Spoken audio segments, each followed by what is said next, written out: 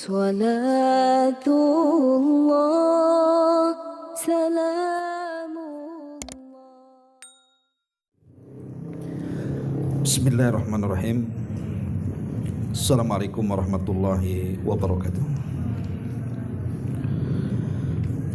Alhamdulillah wassalatu wassalamu ala rasulillah wa ala alihi wa sahbihi wa mawalah wa la hawla wa la quwata illa billahi wa ba'du. Alhamdulillah, di pagi menjelang siang ini kembali kita duduk untuk bertolabul ilmi. Salawat dan juga salam kita hadiahkan kepada Rasul kita Nabi besar Muhammad sallallahu alaihi wa ala alihi wasallam. Kita lanjutkan kajian kita, masih membahas kitab Bulughul Maram,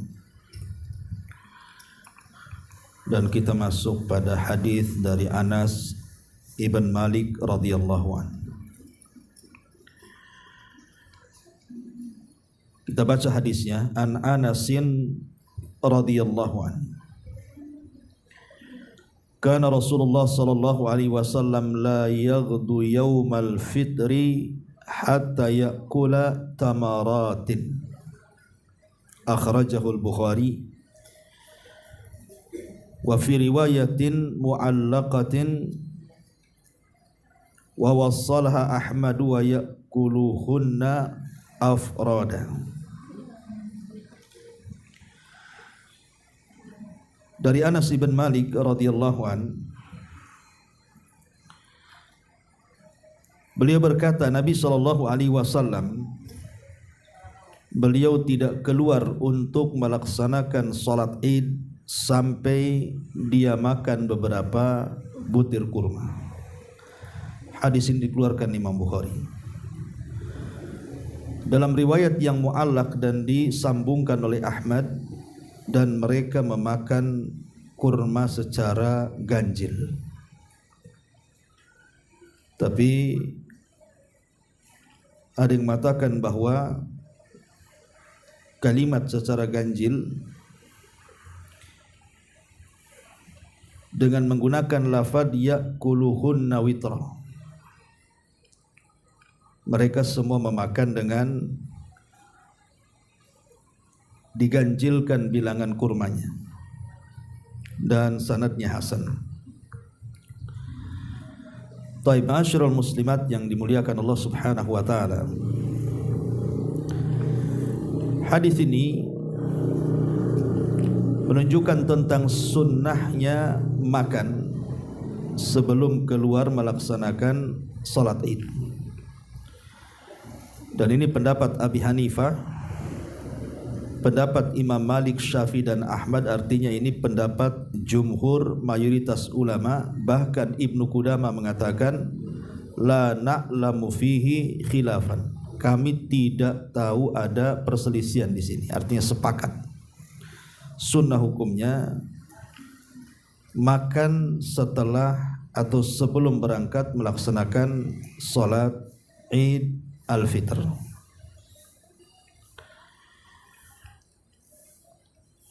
Kita baca satu hadis lagi baru kita jelaskan.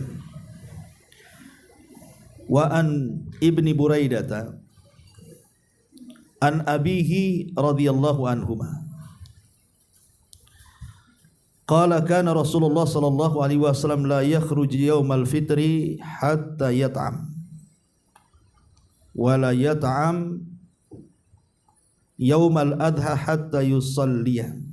Rawahu Ahmad wa Tirmidzi wa sahhahahu Ibnu Hibban. Dari Ibni Buraidah, dari ayahnya, semoga keduanya diridai Allah, berkata Nabi SAW tidak pernah keluar untuk melaksanakan salat Idul Fitri sampai dia makan, dan dia tidak mendahulukan makan pada Idul Adha sampai dia salat. Hadis ini keluarkan Imam Ahmad, Tirmidzi dan disahihkan oleh Imam Ibnu Majah. Taib, ma'asyiral muslimat yang dimuliakan Allah Subhanahu wa taala. Banyak faedah yang kita akan petik dalam dua riwayat yang kita baca di pagi menjelang siang ini. Pertama, di sini Nabi SAW menyunahkan untuk makan sebelum berangkat Idul Fitri, dan disunahkan yang dimakan adalah kurma. Itu sunnah Nabi SAW. Dan di sini menunjukkan tentang keutamaan memakan kurma. Makanya Nabi SAW bukan hanya makan sebelum Idul Fitri memakan kurma itu, tetapi juga Nabi SAW selalu sahur. Kalau beliau sahur untuk puasa, maka sahurnya juga menggunakan kurma. Bahkan dijelaskan dalam hadis Abi Hurairah radhiyallahu an, sampai Rasul mengatakan, ni'ma sahur al-mu'min at-tamru. Sebaik-baik sahurnya seorang mukmin adalah dengan kurma. Bahkan bukan hanya sahur, ketika berbuka puasa juga sama. Nabi SAW juga mendahulukan kurma. Sebagaimana hadis yang masyhur dari Anas bin Malik radhiyallahu an, dijelaskan kana Rasulullah sallallahu alaihi wasallam yuftir ala ratabatin qabla an yusalliya. Fa in lam yakun ratabat fatamarat, fa in lam yakun tamarat hasawatin min ma'in. Nabi SAW apabila berbuka puasa, maka Rasul akan berbuka dengan rutab. Rutab itu kurma basah. Tapi kalau tidak ada kurma basah, maka Rasul menggunakan kurma kering. Tapi kalau sudah tidak ada dua-duanya, maka Nabi SAW cukup dengan meminum air. Lihat bagaimana Nabi SAW dalam kehidupannya tidak lepas dari kurma. Sahur pakai kurma, buka pakai kurma, sebelum berangkat salat Id pakai kurma. Ada apa dengan kurma ini? Bukankah di zaman Nabi SAW makanan bukan kurma saja, banyak, ya. Dan apakah kemudian kalau seandainya seseorang sahur ataupun buka ataupun hendak berangkat menuju salat Id, dia makan selain kurma tidak boleh? Boleh, tidak ada masalah. Ibu mau makan kolak, tidak masalah. Mau makan makanan berat, rawon, gulai, rendang, tidak ada masalah sebenarnya. Cuman kalau seandainya menggunakan kurma ini lebih afdal. Kenapa? Karena pahalanya akan lebih. Kenapa dilebihkan pahalanya? Karena mengikuti sunnah. Itu yang menyebabkan kenapa memakan kurma saat berbuka, saat sahur, dan saat keluar sebelum sholat Id itu memakan kurma, karena mencocoki sunnah. Dan siapapun yang mencocoki sunnah tentu lebih afdal, maksudnya. Kalau ada. Kalau tidak ada, ya sudah, tidak ada masalah. Ya, pakai kurma Jawa juga nggak apa-apa. Apa, permen. Intinya bahwa Nabi SAW luar biasa perlakuannya terhadap kurma ini. Ya, karena kurma ini satu-satunya buah yang sangat bermanfaat yang tidak ada pada buah-buah yang lain. Nanti saya akan jelaskan. Bahkan dalam sebuah hadis Nabi SAW mengatakan, man tasabbaha bisab'i tamaratin ajwa lam yadurrahu dhalikal yawm summun wala sihr. Barang siapa yang di pagi hari ibu makan 7 butir kurma ajwa. Kurma ajwa itu artinya kurma yang tumbuh di kota Nabi, di Madinah.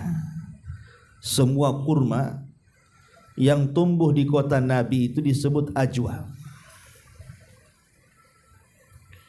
Kemudian kata Nabi SAW, lam yadurrahu dzalikal yaum, maka siapa yang makan 7 kurma di pagi hari dari kurma-kurma ajwa itu tidak akan memadaratkan dia summun wala sihrun, racun ataupun sihir. Dari sini kita tahu bahwa kurma ini mampu mengobati penyakit hissi dan juga ma'nawi, mampu mengobati penyakit badan dan ruhani. Nabi SAW mengatakan, inna fi ajwatin aliyatin shifaun au innaha taryakun awwala bukrati. Sesungguhnya dalam kurma ajwa yang berasal dari Aliyah, Aliyah itu sebuah arah yang berada di kota Madinah, di dataran tinggi yang dekat dengan Najd, itu mengandung obat penawar atau merupakan obat penawar, dan ia merupakan obat racun apabila dikonsumsi di pagi hari. Dan ini mukjizat kurma, bahwa kurma itu bisa jadi detox, jadi penghilang racun dalam badan kita. Tentu tiap hari kan kita mesti makan racun kan, karena kita tahu makanan-makanan di zaman sekarang atau minuman-minuman zaman sekarang ini kan banyak penyakitnya ya. Karena rata-rata kita lihat minuman kaleng atau ciki-ciki atau apalah kan begitu kan, itu kan menimbulkan banyak penyakit karena banyak racunnya. Lah menurut penelitian ahli kesehatan, bahwa racun-racun itu bisa dikeluarkan dengan 2 cara. Pertama dengan puasa, yang kedua dengan makan kurma. Makanya Nabi SAW luar biasa. Apalagi kenapa Nabi SAW kalau berbuka itu menggunakan kurma?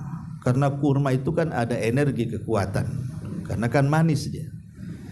Ya, namanya manis-manisan itu kan nambah tenaga, karena malamnya mau puasa, mau tarawih masalahnya. Itulah hikmahnya.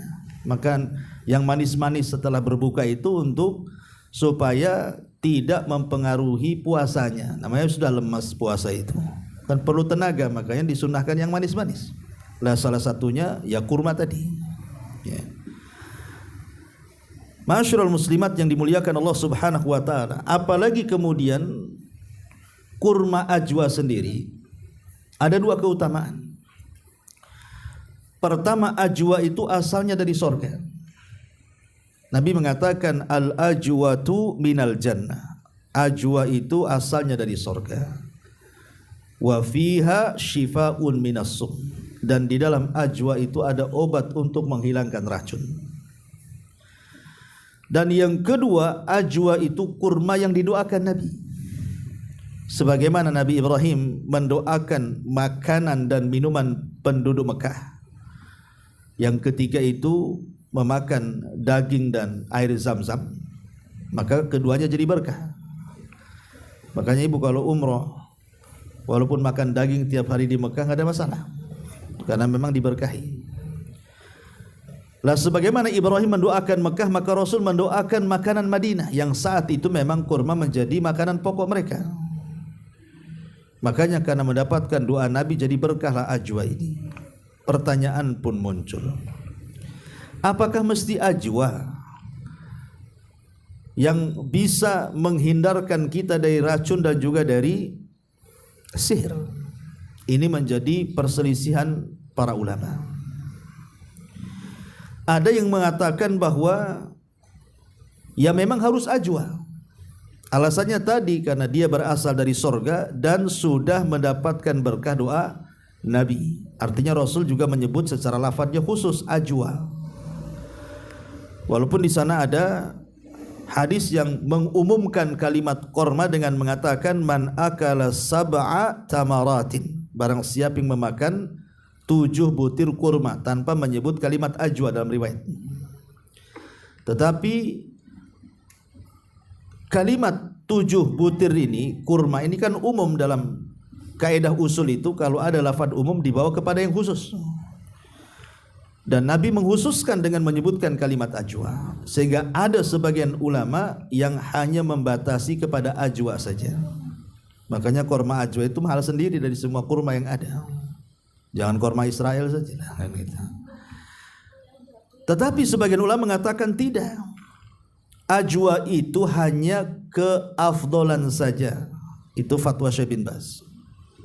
Kata Syekh bin Baz, ketika ditanya apakah kalau menggunakan selain kurma ajwa, umpamanya 7 butir kurma biasa, kurma yang ma'ruf gitu ya, yang kalau di bulan Ramadan kan mesti banyak di toko-toko aja dijual. Kata Syekh Ibn Baz rahimahullah tadi mengatakan, wa yurja an yanfa Allahu bidzalika tamr, dan diharapkan bahwa Allah memberikan manfaat dengan semua kurma, tidak mesti ajwa. Walaupun kata beliau, lakin akan tetapi, ya, beliau mengatakan Nabi menghususkan dengan kurma Madinah li fadli tamriha, karena ada keutamaan dari segi kurma ajwanya. Jadi Syekh bin Baz hanya membawa itu hanya afdoliyah saja. Kalau ada kurma ajwa ya sebaiknya kurma ajwa, tapi kalau tidak ada ya tidak apa-apa, pakai kurma-kurma yang lainnya. Tetapi Syekh Utsaimin rahimahullahu taala lain pula, dia berpendapat. Dia mengikuti gurunya Abdurrahman As-Sa'di rahimahullahu taala dan mengatakan yara anna dzalika ala sabili tamtsil. Ketika Nabi sallallahu alaihi wasallam menyebutkan kalimat ajwa itu hanya sekedar mempermisalkan. Misalnya ajwa gitu maksudnya. Jadi barang siapa yang memakan 7 kurma ya semisal ajwa atau yang lainnya, seolah-olah Rasul ingin mengatakan seperti itu, ya, maka dia akan terhindar dari racun ataupun dari sihir. Itu menurut pendapat Al-Imam Ibnu Utsaimin rahimahullahu ta'ala dalam Fatawa Nur Al-Darb. Ya, artinya bahwa semua kurma bisa dimakan, bahkan bisa dijadikan obat. Tidak mesti kurma ajwa gitu ya. Wallahu a'lam. Apalagi di sisi lain kurma ini bisa dijadikan ghida, kata ulama. Ghida itu sebagai pengganti dari makanan pokok yang lainnya. Jadi kalau ibu makan nasi, kebetulan tidak ada nasi, maka kurma itu sudah mencukupinya.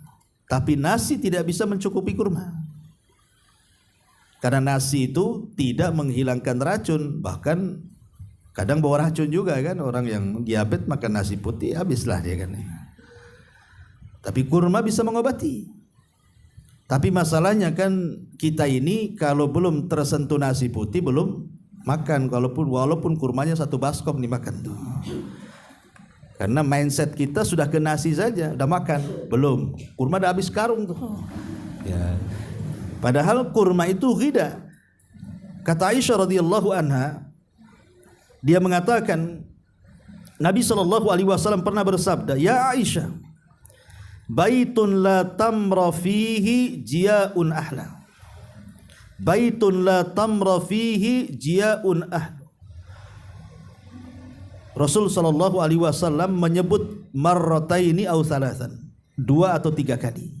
Wahai Aisyah, rumah yang tidak ada kurma berarti rumah itu kelaparan. Rumah yang tidak ada kurma berarti rumah itu rumah kelaparan. Rasul menyebut sampai 3 kali, terbayangkan, menunjukkan fadilah kurma kan. Sampai Rasul mengatakan rumah yang tidak ada kurmanya berarti rumah itu rumah kelaparan katanya. Kenapa Nabi SAW, apa hikmahnya Rasul mengatakan seperti itu? Karena kurma ini tidak berhajat untuk susah payah dalam memakannya. Tapi kalau ibu makan nasi kan macam-macam kerjaan di situ. Beli gas, kompor, beli apalagi ada kukus kalau sekarang ya, dikukus atau mungkin magicom dan yang begitu seterusnya. Jadi tunggu dulu tuh, kalau kelaparan tuh ya nunggu ya sabar-sabarin lah. Kalau enggak ya makan nasi enggak matang jadinya kan. Belum lagi enggak cukup dengan nasi, ibu enggak mau sama garam saja kan. Mesti ada petenya, ada jengkolnya, sambal terasinya, ikan asinnya, sayur asamnya. Itu Jawa Barat betul tuh. Kalau gitu ya. Artinya bahwa nasi ini lama dia, tapi korma kan tidak perlu itu, ambil makan. Ya, jadi simple dia, tapi faedahnya sama, bahkan lebih. Makanya dikisahkan dalam Sahih Bukhari Muslim itu, Aisyah radhiyallahu anha dia berkata kepada Urwah. Urwah itu saudara dari anak dari saudarinya. Inna kunna lanantadhiru ilal hilali thalathata ahillah fi syahraini wa ma awqadat fi abiyati Rasulillah sallallahu alaihi wasallam naran. Kemudian fakultu wa makana ya'ishukum qalat al-aswadan at-tamru wal ma. Inna kunna lanantadiru ilal hilal. Kami sampai menunggu berbulan-bulan. Ada yang mengatakan 2 atau 3 bulan. Jadi sampai 3 bulan.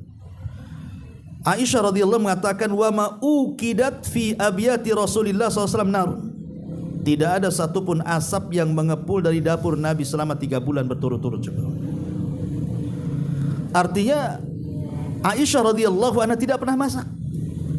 Karena bukan tidak mau masak, tidak ada yang dimasak masalahnya. 3 bulan gak ada yang masak. Ibaratnya ibu tuh tidak ada beras sama sekali selama 3 bulan tuh. Sehingga Urwah ini bertanya kepada Aisyah radhiyallahu anha tuh, "Loh kalau tidak ada yang dimasak, tidak ada yang ngepul di dapur itu, lalu apa yang kalian makan?" Maka Aisyah radhiyallahu anha mengatakan, "Al-aswadan." Kami hanya memakan aswadan. Aswadan itu kurma dan air putih saja. Bayangkan 3 bulan, pagi, siang, sore kurma, besoknya gitu lagi, sampai 3 bulan. Coba kalau ibu lakukan kayak gitu, itu kurus tuh ibu tuh, saya jamin tuh ya. Tapi saya kan nggak mungkin kuat. Kalau depan rumah itu ada orang yang ngentong piring, orang jual bakso itu pasti dipanggil ya. Karena memang bukan itu makanan pokok kita masalahnya. Tapi lihat bagaimana Rasul dan Aisyah bertahan selama 3 bulan dan istri-istri yang lainnya hanya memakan kurma saja kan. Ini kan keajaiban kurma namanya. Itu mencukupkan segalanya dan tidak sakit malah sehat. Ya. Makanya kalau kita lihat sejarah yang lama ya, sebelum Nabi SAW kita membahas sejarah Maryam saat melahirkan. Dalam Al-Quran Allah mengatakan dalam surah Maryam ayat 25 itu, apa kata Allah Subhanahu wa taala? Wa huzzi ilaiki bijid'in nakhlah tusaqit alaiki arutaban janiyah fakuli washrabi wa qarri aina. Ketika Maryam ini habis melahirkan Isa bin Maryam ini dan sendirian tidak ada bidannya ya, sambil bersandar ke pohon kurma itu. Namanya habis melahirkan, capek tentu lapar kan gitu. Maka dalam kondisi seperti itu Allah mengatakan goyangkan saja tuh pokok kurma tuh, nanti akan jatuh kurma-kurma basah. Makanlah, minumlah dari situ dan bersenang-senanglah dengannya. Rabi ibn Haytham, seorang ulama tabi'in mengatakan, malin nufasa'i indi khairun min rutabin lihadil ayat. Tidak ada makanan terbaik bagi wanita yang sedang nifas melebihi kurma basah. Kata Rabi ibn Haytham rahimahullah tidak mengatakan makanan yang terbaik bagi wanita-wanita yang selesai melahirkan dan ketika dia nifas adalah rutab, kurma yang masih kuning, yang masih basah itu makanan terbaik karena bisa meningkatkan kembali tenaga dan kesehatannya. Itu menurut Rabi ibn Haytham. Jadi ibu yang ditiru makan rutabnya, jangan melahirkan sendirinya. Maryam melahirkan sendiri, aku mau sendirilah katanya. Yang ada nggak jelas nanti kan gitu. Ya, jadi yang ditiru di sini makan kurma rutabnya, kata Rabi ibn Haytham rahimahullahu taala. Ya. Tapi intinya bahwa dari uraian-uraian di sini bahwa kurma ini memang makanan terbaik yang Nabi SAW contohkan kepada kita. Kemudian faedah yang kedua dari dua hadis ini yang kita bahas. Di sini ada dua, bahwa umat Islam ini memiliki dua hari raya, Idul Fitri dan Idul Adha. Karena dulu ketika Nabi SAW hijrah dari Mekah ke Madinah, di kota Madinah itu kan sudah ada dua perayaan yang biasa orang-orang Madinah lakukan dari perayaan-perayaan warisan Persia, namanya Nairuz dan Mihrajan. Makanya Nabi SAW mengatakan, seolah-olah Rasul mengatakan, tinggalkanlah Nairuz Mihrajan itu kan budayanya orang-orang Persia. Karena Islam sudah mengganti dengan dua hari raya terbaik untuk kalian, Idul Fitri dan Idul Adha. Lah apa bedanya Idul Fitri dan Idul Adha itu? Kan sama-sama sholat di situ kan, sholat Id. Baik Idul Fitri ataupun Idul Adha itu kan sama-sama melakukan sholat. Ya. Ma'asyiral muslimin, muslimat yang dimuliakan Allah Subhanahu wa taala, perbedaannya adalah sebenarnya banyak persamaan baik Idul Fitri dan Idul Adha ya, dari segi sholatnya kan. Ya. Seperti umpamanya persamaannya antara kedua sholat Id itu dari segi hukum. Dari segi hukum sama. Ada yang mengatakan wajib, ada yang mengatakan fardu kifayah, ada yang mengatakan fardu ain ya. Yang jelas dari segi hukum disamakan tuh. Kalau yang mengatakan wajib berarti dua-duanya wajib. Bagi yang mengatakan fardu kifayah berarti dua-duanya fardu kifayah. Bagi yang mengatakan fardu ain berarti kedua-duanya fardu ain. Ya. Jadi ada yang mengatakan sunnah muakkadah berarti dua-duanya sunnah muakkadah, dari segi hukum sama. Ya. Kemudian yang kedua, Nabi SAW juga ketika salat Id tidak dilakukan di masjid, baik salat Idul Fitri atau salat Idul Adha, tapi keduanya dilakukan di tanah lapang. Itu persamaannya. Kemudian juga jumlah rakaatnya sama, 2 rakaat dengan jumlah takbir yang sama juga. Takbir pertama 7 takbir dengan selain takbiratul ihram, artinya 8, dan rakaat yang kedua 5 takbir selain takbir intiqal, artinya 6. Ya, sama jadi jenis takbirnya juga. Dan tahun pensyariatannya juga sama. Ya, disyariatkan di tahun kedua Hijriyah. Kemudian juga sama-sama tidak didahului adzan dan qomat. Kemudian tidak ada syariat qobliyah dan ba'diyah. Kemudian juga disunnahkan khutbah setelahnya. Itu kan semua sama tuh. Idul Fitri ya gitu, Idul Adha gitu. Termasuk juga dianjurkan untuk dihadiri semua kalangan, baik Idul Fitri atau Idul Adha. Dan Nabi mengerjakan sama-sama di luar kota Madinah dan sama-sama waktunya di waktu duha, di awal waktu duha. Tapi walaupun banyak kemiripan dan kesamaan antara salat Idul Fitri dan Idul Adha itu, tetap ada perbedaan di sana. Apa perbedaannya? Satu, salat Idul Adha dilakukan lebih awal karena setelahnya ada penyembelihan. Ya. Kalau Idul Fitri boleh diakhirkan sedikit. Sebagaimana Nabi SAW mengatakan, anna nabiyya sallallahu alaihi wasallam kataba ila ba'di sahabah an yuqaddima salatal adha wa yuakhira salatal fitri. Rasul memerintahkan kepada para sahabat untuk memajukan waktu salat Idul Adha dan mengakhirkan waktu salat Idul Fitri. Jadi kalau Idul Adha cepat saja kan gitu, karena setelahnya ada penyembelihan kan gitu. Tapi Idul Fitri kan tidak ada, setelahnya tidak ada apa-apa ya. Paling ziarah saja gitu ya. Yang kedua tadi, kalau Idul Adha itu disunnahkan untuk berpuasa sebelum salat. Jangan memakan sesuatu. Setelah terbit fajar sampai ditegakkan salat Idul Adha disunnahkan puasa, artinya tahan makan ya. Tapi kalau Idul Fitri justru sebaliknya, disuruh makan dulu baru kemudian salat.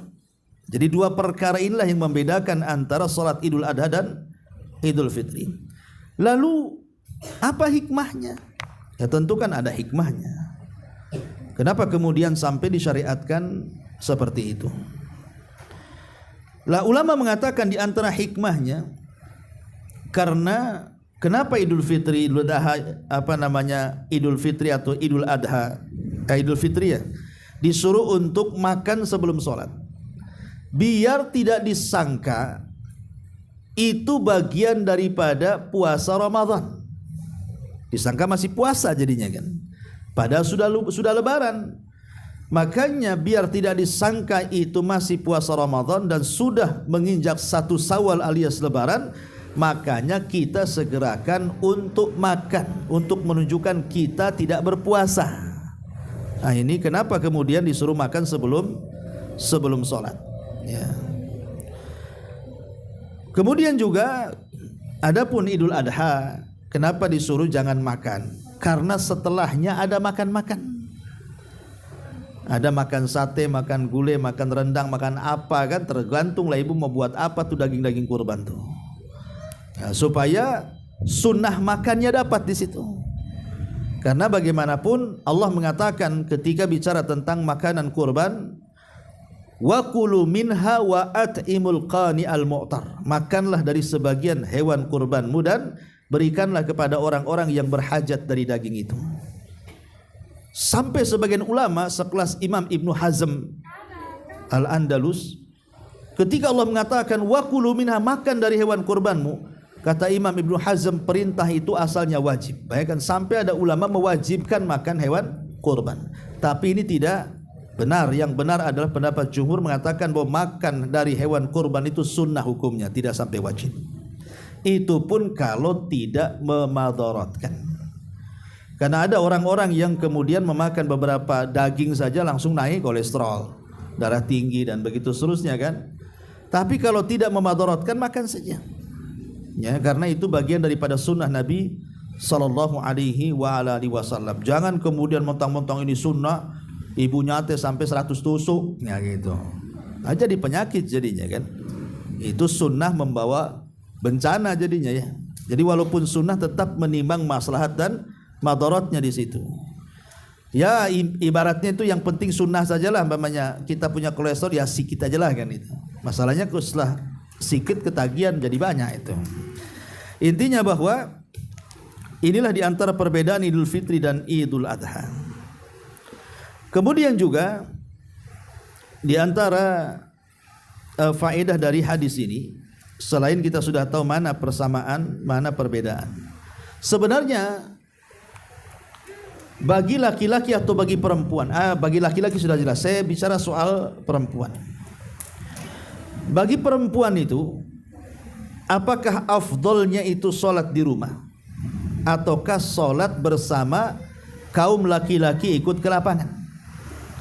Nah ini jawabannya adalah dari hadis yang selanjutnya di sini. Kita baca hadisnya. Ya. An ummi Atiyah radhiyallahu anha qalat, amarna an nukhrijal awatika wal huyad fi al-idaini yashhadna al-khaira wa da'watal muslimin wa ya'tazilul huyad al-musalla, muttafaqun alaih. Kata Nabi sallallahu alaihi wasallam di sini dari Ummu Atiyah radhiyallahu anha, dia berkata, Rasulullah SAW memerintahkan kepada kami kaum wanita, kepada kami para sahabat untuk mengeluarkan hamba-hamba sahaya wanita dan wanita haid pada hari Idul Fitri dan Idul Adha agar mereka dapat menyaksikan kebaikan dan undangan kaum muslimin, dan wanita-wanita haid hendaknya menjauh dari tempat sholat. Lah hadis ini ada tambahan ya, sebutkan oleh para ulama bahwa ketika ada sebagian wanita yang tidak punya jilbab untuk keluar, jadi ditanyakan, ya Rasulullah, ihdana la yakunu laha jilbab. Kata Ummu Atiyah, Rasul, ada sebagian wanita itu yang tidak punya jilbab, gimana harus keluar? Mereka tak punya jilbab ya. Maka Rasul mengatakan, litalbisha ukhtuha min jilbabiha, hendaklah saudari-saudarinya meminjamkan jilbab-jilbabnya. Coba sampai disuruh dipinjami jilbab, yang penting keluar. Lah dari sini Al-Imam Ibnu Utsaimin rahimahullahu taala ketika ditanya mana yang lebih afdal, wanita ini keluar salat Id atau tetap di rumahnya? Karena dasar seorang wanita itu kan afdalnya salat di rumah. Makin sembunyi makin baik kata Nabi, daripada salat di masjid. Walaupun salat di masjid boleh, jangan dilarang kalau sesuai dengan syarat, ya. Tapi bagi salat Id ini apakah juga berlaku seperti salat-salat yang lainnya? Maka Syekh Utsaimin mengatakan al-afdalu khurujuha ilal Id. Yang paling afdal tetap wanita itu keluar untuk salat. Maksudnya sama dengan laki-laki di tanah lapang, atau bagi yang berpendapat di masjid ya di masjid, yang keluar. Ya. Kenapa? Kalau dalam hadis ini jelas Rasul memerintahkan sahabat untuk mengeluarkan semua wanita tanpa terkecuali, mau laki-laki, mau wanita kecil, mau wanita remaja, mau wanita sudah dewasa, mau wanita sudah tua renta, mau yang haid, mau yang nifas, mau yang, pokoknya masuk semua di sini. Ya kecuali yang ada uzur lain ceritanya. Tapi kalau dia sehat dan bisa menyaksikan kebaikan, datang. Ya. Dan ini juga menunjukkan Islam ini memberikan kedudukan kepada wanita, di mana ketika di zaman jahiliyah mereka tidak ada tempat. Ya, mereka dianggap dihinakan, tapi dalam Islam kemudian wanita diangkat derajatnya sehingga disamakan, disuruh keluar. Dan ini salah satu keindahan Islam yang mengangkat derajat kaum Hawa di zaman itu, boleh mengikuti laki-laki untuk mensyiarkan syiar Islam. Dan Allah mengatakan waman yu'azzim sya'airallah fa innaha min taqwal qulub. Siapapun yang berusaha menampakkan syiar-syiar Allah, maka itulah bentuk ketakwaannya. Jadi hadis ini antara faedahnya kalau boleh saya ringkas, pertama memuliakan kaum wanita dengan disuruh keluar, bahwa boleh mereka itu mensyiarkan syiar Islam sama dengan laki-laki. Yang kedua, sunnah hukumnya wanita itu hadir dan duduk di belakang laki-laki. Kalau dia memang wanita bersih, ya solat sebagaimana laki-laki solat. Tapi kalau dia wanita yang tidak bersih karena haid atau nifas, maka dia menjauh dari tempat solat. Jadi tempat solatnya beri kepada orang yang lagi bersih. Ya, ibu menyingkir dari situ, entah di paling belakang sekali. Ya. Tapi tetap menyaksikan kebaikan. Ya. Kemudian juga disunnahkan di sini nasyrut ta'lim bainar rijali wan nisa dunal ikhtilat. Walaupun demikian hindari ikhtilat. Karena dalam kondisi ramainya orang, kadang-kadang orang enggak peduli kan. Jadi tetap harus menghindari ikhtilat. Dan di sini juga bahwa wanita haid tidak dilarang untuk berzikir. Walaupun dia tidak sholat, maka sambil duduk dia bisa berzikir, sehingga mendapatkan pahala gitu. Termasuk juga di sini menunjukkan indahnya akhlak wanita Ansar dan semangatnya mereka sampai mengatakan kepada Nabi SAW, bagaimana wanita yang tidak punya jilbab? Kata Rasul, pinjami dia. Dan wanita-wanita Ansor meminjami jilbab-jilbab mereka kepada wanita yang tidak punya jilbab. Akhirnya semua keluar. Dan itu menunjukkan keindahan akhlak para wanita Ansor. Dan ingat, bukan hanya keluar salat Id. Dalam permasalahan jihad saja, ya, apakah wanita juga boleh ikut perang? Maka ulama mengatakan boleh ikut berperang, tapi bukan untuk berperangnya. Ya, kalau ada kemaslahatan mungkin untuk mengobati orang yang terluka, masak untuk orang yang berjihad, selama tidak membawa fitnah. Kalau membawa fitnah tidak boleh. Ya, inilah diantara faedah. Kok makin gelap saja di luar. Ya, tapi kayak saya sampai di sini aja sebelum deras. Atau ada pertanyaan? Atau nggak masalah? Ya, nanti gimana? Buat saya jawab juga. Oke, kita buat tanya jawab sebentar ya. Silakan.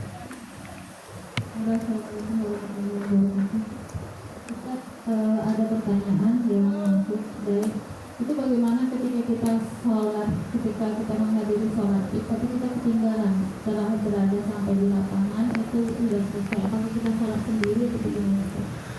Bagi yang ketinggalan sholat, lihat ketinggalannya.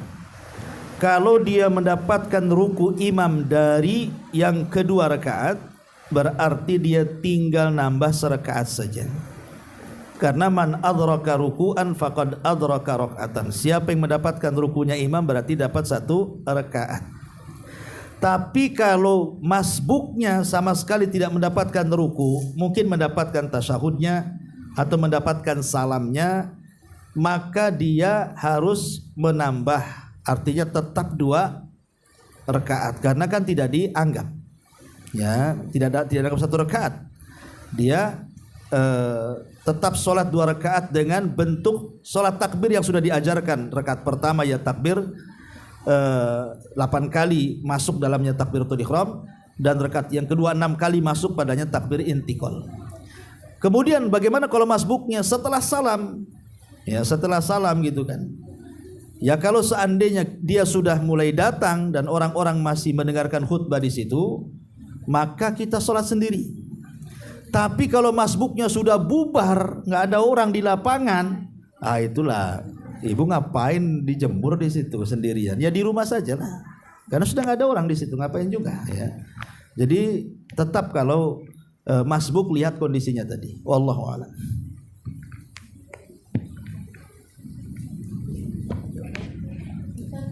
Ya. Kalau seandainya terlupa yang dia sholat sendiri karena dia sampai di lapangan itu sudah bubar atau sudah khutbah, kemudian dia sholat di rumah dan ternyata dia sholat di rumah itu lupa dia melakukan dengan takbir yang pertama 8 kali dengan takbir ihram, yang kedua dengan 6 kali dengan takbir intiqal, itu bagaimana? Ya tidak ada masalah karena itu hukumnya sunnah. Itu bukan rukun, bukan wajib. Kalau memang itu rukun harus mendatangkan, kalau itu wajib sujud sahwi. Tapi itu kan takbir ziyadah, hukumnya sunnah. Hukumnya sunnah itu ya sudah nggak apa-apa. Ya, kalaupun mau sujud sahwi nggak apa-apa, boleh juga. Tapi kalau tidak sujud sahwi pun sah karena itu takbir ziyadah namanya, takbir tambahan. Ya, wallahu alam. Ya, saya kira cukup nih. Kayaknya hujannya nanti makin berderas juga. Subhanakallahumma wa bihamdika, asyhadu an la ilaha illa anta, astaghfiruka wa atubu ilaik. Allahu ta'ala.